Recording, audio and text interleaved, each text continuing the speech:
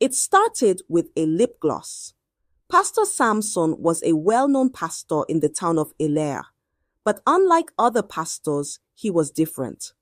Different not in the way he preached, not in the way he prayed, but in the way he dressed. Every Sunday, he walked into Fire of Grace Ministries adorned in full feminine attire, cherry red lip gloss glistening on his lips, a long, wavy black wig with soft brown highlights, flowing gowns tailored like evening dresses, flared at the sleeves and cinched at the waist. Sometimes he wore pink lace. Other times, velvet purple with rhinestones. He even once wore a bridal dress while preaching about being the bride of Christ. Red heels, 6 inches tall, clicked against the church floor as he moved gracefully through the sanctuary. His nails were painted, his lashes curled, his earrings sparkled under the lights. Phones always came out. The choir paused. The ushers whispered, but no one dared speak aloud, because this was not the first time. For 6 months, Pastor Samson had dressed like a woman. At first, it was subtle, lip balm, then eyeliner. Then came the accessories, bangles, lace gloves, then the gowns, then the heels, and strangely, the church grew. People called him the Divine Diva. Social media dubbed him Pastor Barbie. Every Sunday, new faces filled the pews, not because of the message, but because of the mystery. The elders tried to intervene. This is not what the Bible meant by being clothed in righteousness, Elder Dyke once said. But Pastor Samson only smiled and replied, "Did Jesus not say, 'Come as you are'? If you want a prophet in camel skin, go to the wilderness. But if you want to meet God in 2025, meet him in color." And behind the foundation, behind the curls and glossy lips, there was a story, a secret. You see, Pastor Samson was not always like this. Before gowns came, before wigs came, before lip gloss shone on his mouth like red morning sun, Pastor Samson was a very different man. He was fire, pure fire. He used to preach fire. He wore long black coats, carried a real Bible, not a tablet, called out sin like thunder. But he didn't start off as a flamboyant pastor. He was born into a very different home. His father was a pastor, not just any pastor, but one of the most respected in the region. A man known for his humility, his miracles, his spiritual discipline. People came from neighboring towns to attend his revivals. He built the Fire of Grace Ministries from scratch, with nothing but a wooden bench and a Bible. But he had one problem: his wife. Her name was Mama Ruth. She was Samson's mother. She was nothing like a pastor's wife. She never went to church. She dressed like a woman half her age, tight skirts, low-cut tops, painted nails, heavy makeup. She wore heels to the market and smoked behind their compound. People always whispered, "How can a man of God marry such a woman?" But Pastor Elijah, Samson's father, always replied with the same thing: "She is my cross, and a man does not throw away his cross." But there was more to the story. What no one knew was that behind the booming success of Pastor Elijah's ministry, behind the power in his sermons and the growth of the congregation, was his wife. She was the source. No one understood how a man with such spiritual weight could tolerate a woman who didn't even pretend to be saved. But only Pastor Elijah knew the secret. Everything he had came from her. Some nights, Samson would hear them talking behind closed doors. Strange chants, whispers, prayers that didn't sound like church prayers. Still, as a boy, Samson loved the church. He prayed hard, read his Bible like a soldier, and followed his father everywhere. The town believed he would be the one to take over when the time came, and he did. When Pastor Elijah died, the whole town shook. Women cried loud, men wiped their eyes, children held their mothers' wrappers and asked, "Is Pastor not coming back?" For many days, the church was full of tears. People brought food, people brought chairs, people brought long stories of how Pastor Elijah prayed for them. Samson stood beside the coffin like a tree standing in strong rain. He did not cry loudly, but his heart cried inside him like a drum beaten in the night. After the burial, the elders came. They held his hands. They said, "You will lead us now, Samson. Your father's fire is inside you." And Samson agreed. He stepped up. He carried the Bible with both hands. He preached with passion. His voice rose and fell like big waves. People clapped. People nodded. People said, "Yes, this is Pastor Elijah's son. He's just like his father." The church grew again. Chairs filled up. Children danced during praise. Mamas waved their handkerchiefs in the air. But one evening, when the sun was tired and the wind was soft, his mother called him. Her voice was smooth, like oil moving on glass. "Samson," she said, "sit down." He sat. She folded her hands. Her eyes looked deep, like she was looking into a pot of secrets. "Samson," she said again, "if you want this church to stay alive, you must listen to me." Samson frowned. "Mother, I follow God." She smiled slowly, like someone who already knew something he did not. "That is what your father said at first," she whispered, until the benches became empty. Samson's heart jumped. He stood up. He shook his head. "No, mother. God is enough." She leaned back in her chair and did not answer. She only watched him walk away. Her eyes followed him like a shadow that does not blink. But after that night, things changed. Seats began to empty. First, the back rows, then the middle, then the front ones. The offering bowl felt lighter every Sunday, like someone removed stones inside it. People whispered, "His father had power. This one does not. Maybe God did not call him." Every word stabbed Samson like a thorn entering skin. He prayed. He prayed until his knees hurt. He fasted until his stomach cried. He walked barefoot inside the church at night, praying from chair to chair. His tears dropped on the floor like small rain. But nothing changed. Nothing grew. Nothing moved. He became weak. He became quiet. He became confused. One night, he fell on the altar. He cried like a child who lost something important. His voice cracked. His chest shook. Finally, when he could not take it anymore, he went back to her. He knocked on her door softly. "Mother," he whispered. She opened the door slowly, like she was expecting him. Her eyes did not look surprised. She stepped back and let him enter. Samson stood in the middle of the room. He looked tired, lost, empty. "Mother," he said softly, "tell me, what must I do?" She walked close to him. She touched his shoulder gently. She looked into his eyes like she was reading a book. "First," she said, her voice calm, "you must begin to dress like a woman." Samson jumped back as if fire touched him. "What?" he shouted. "No, I am a man." She did not shout. She did not move. She just breathed one long breath. Then she said, "Then let your father's church die. Let the benches stay empty. Let the doors close. Let all his work turn to sand."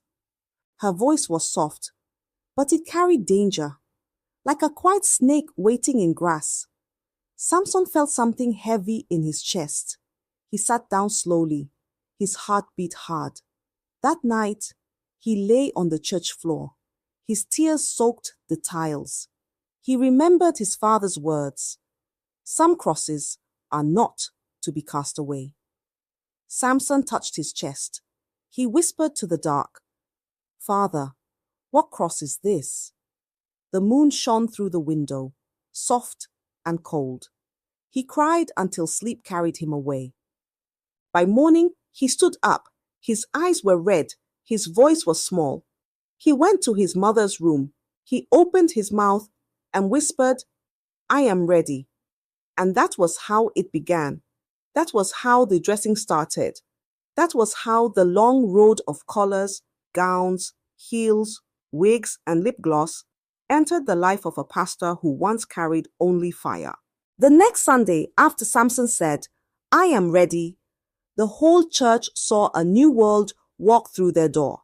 He entered wearing a gown with wide sleeves that danced like bird wings. The cloth was bright yellow, shining like morning sun on a bucket of water. His heels were tall, so tall they looked like small towers. His wig was long and soft, flowing down his back like a dark waterfall. The church gasped like one giant mouth opening. People stared. People blinked. People whispered. One woman held her chin. "This is serious," she murmured. A young boy pulled his father's shirt. "Daddy, Pastor looks like Auntie Bola today." The father tapped his hand quickly. Quiet. But even though their eyes were full of shock, their legs did not leave the church. None of them knew why. It was as if something was tying them down to the church. Because they stayed. They watched. They listened.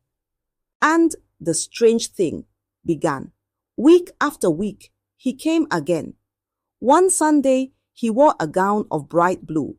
The sleeves reached the floor like two rivers. His wig that day was curly, bouncing with every step. His heels were purple, shiny like polished stones. Another Sunday, he wore a gown with beads that clicked gently when he moved. His earrings were long like tiny swords. His nails were painted a sweet pink that sparkled when he lifted his Bible. People were shocked, but they kept coming. They never even thought of leaving. They came early. They sat fast. Some even argued for front seats. By the third Sunday, something new appeared outside the gate. A bus, then another bus, then another one. People stepped out carrying bags, water, fans, small snacks. They came from other towns. They came from far places. They wanted to see the pastor who dressed like a woman. They wanted to see with their own eyes. Some said softly, "He is strange." Others whispered, "No, no, he is deep." A few smiled and said, "He is a mystery, a colorful mystery." Inside the church, chairs filled up like buckets under heavy rain. People even stood outside to listen. The choir sang louder. The ushers moved fast. The offering baskets became heavier. The church grew bigger than it had ever been. People came for the sight. People came for the story. People came for the thrill. But not everyone came to worship God. Some came to laugh. Some came to record videos. Some came to post on social media. Come and see Pastor Barbie. And yet, every Sunday, Samson stood on the altar, glowing in colors, shining in makeup, wrapped in silk, lace, velvet. But his heart was not shining. Inside him, a storm was growing, a storm that sat in his chest like a heavy stone, a storm that followed him home like a shadow with long fingers. He smiled on the altar, but inside him, something shook. Because every time he wore a gown, every time he fixed lashes, every time he painted his lips red, he remembered the voice that started it all. The soft, cold, dangerous voice of the woman in his house, his mother. Behind the bold eyeliner and flowing robes, another storm was brewing. It started with marriage. The first woman Pastor Samson brought home was Amaka. She was gentle, calm, a prayerful teacher who had once testified during service and caught his attention. It was a warm Sunday. The church was full. Voices rose like soft wind. Hands lifted in worship. Then a young woman walked to the front to give testimony. She wore a simple gown. Her scarf was tied neatly. Her eyes were calm, like quiet water. "My name is Amaka," she said softly.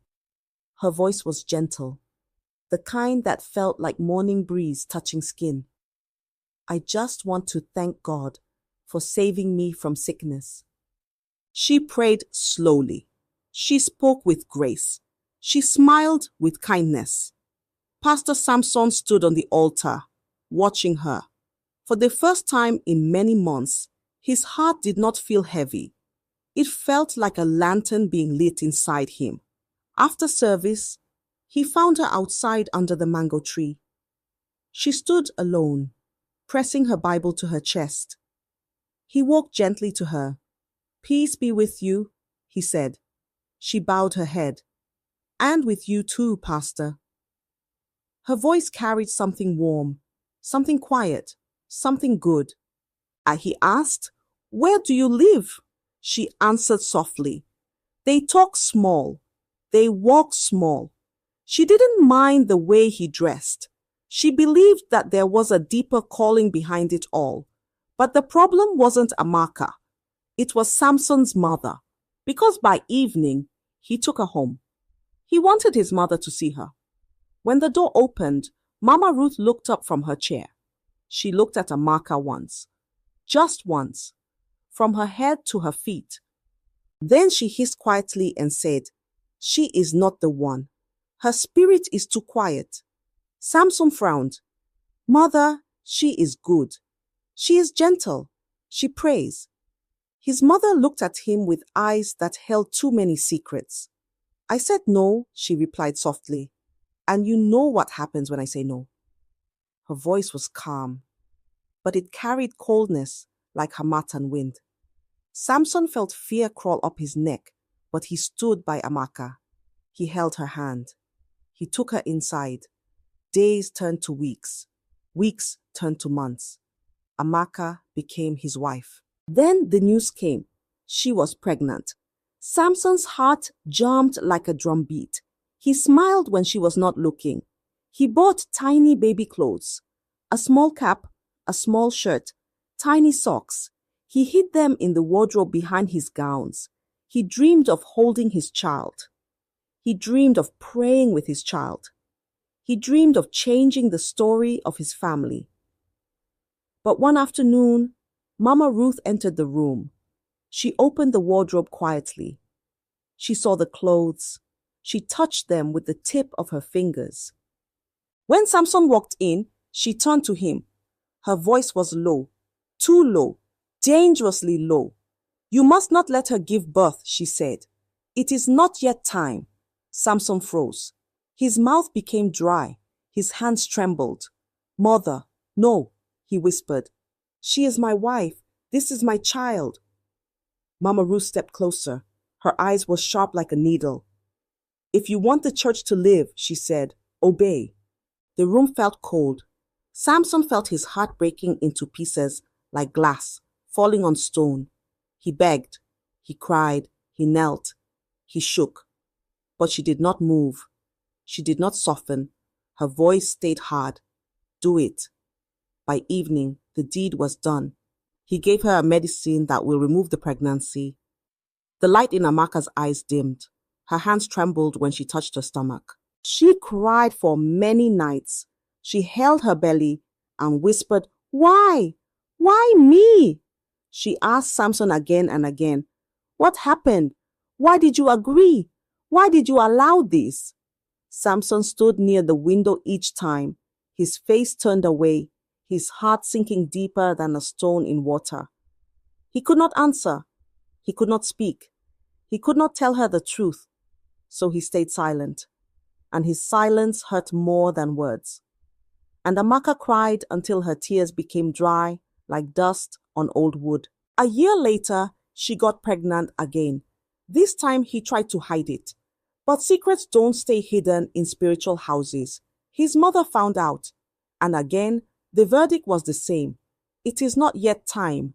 Again, the child was taken. Amaka became distant. She started spending more time away from home, seeking answers from God in private prayer houses. She didn't know what was wrong, only that darkness was covering something she couldn't name. Then came the third pregnancy, and Samson snapped. "I will not do it again," he said. "This child will live." His mother's eyes narrowed. "Then prepare to bury your ministry."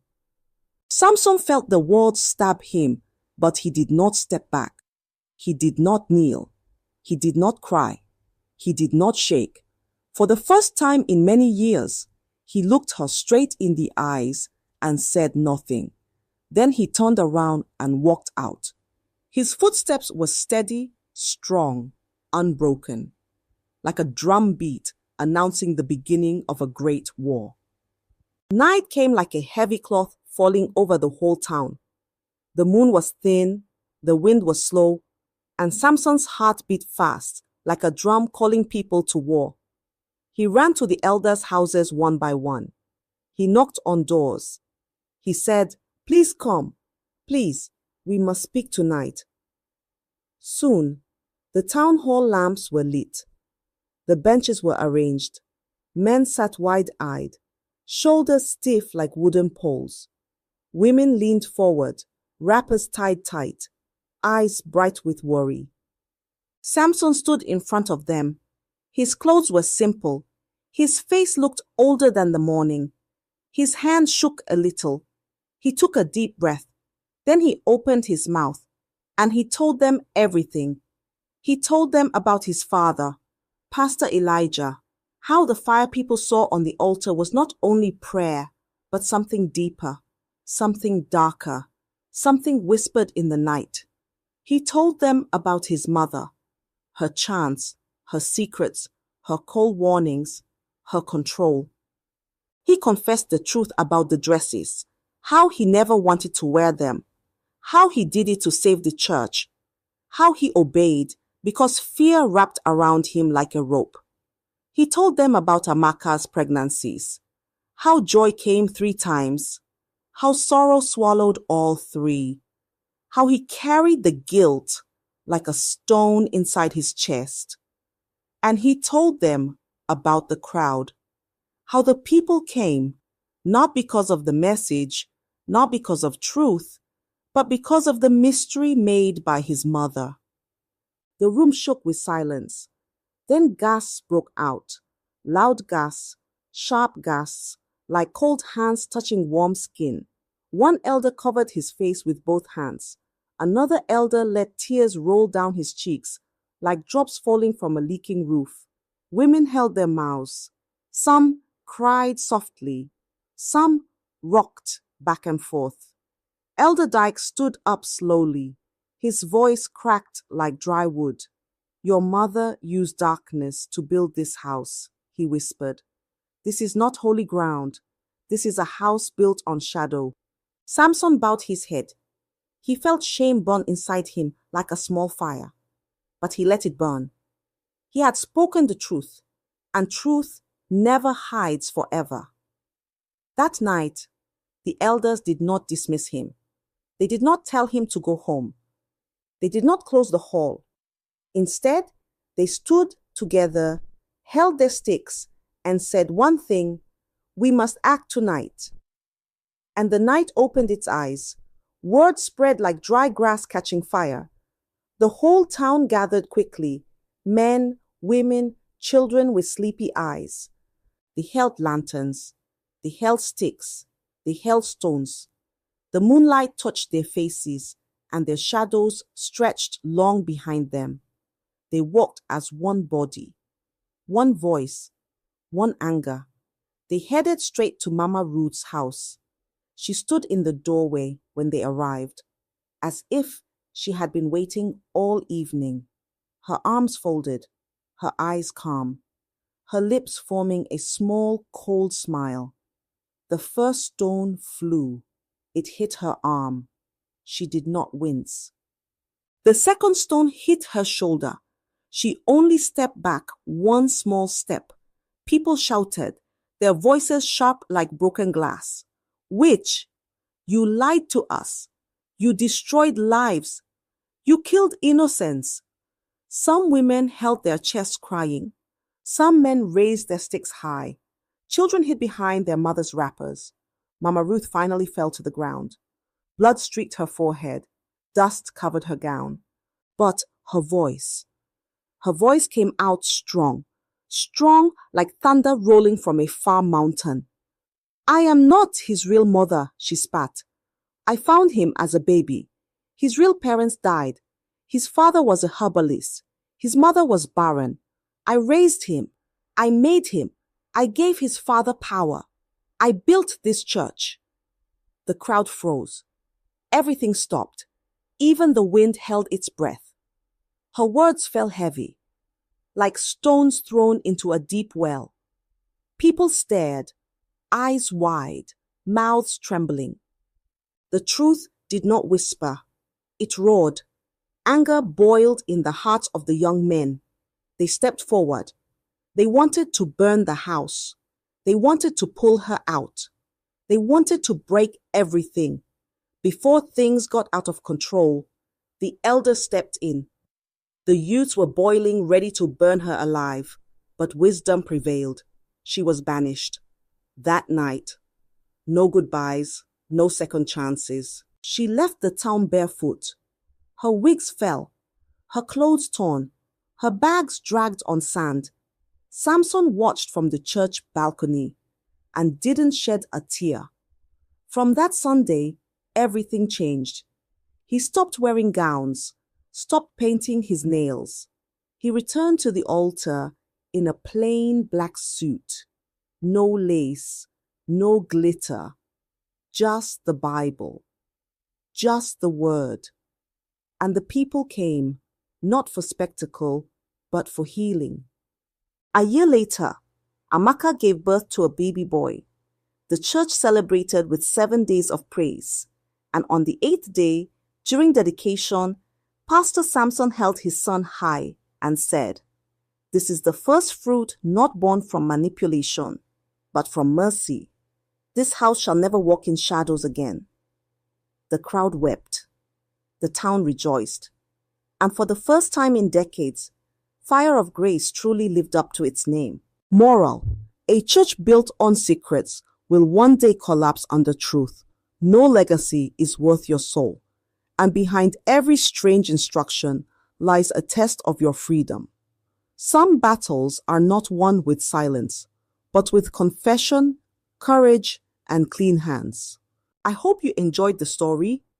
If so, please like the video, comment what you learned from the tale, share with friends and family, and don't forget to subscribe to the channel for more African folk tales just like this one. Thank you.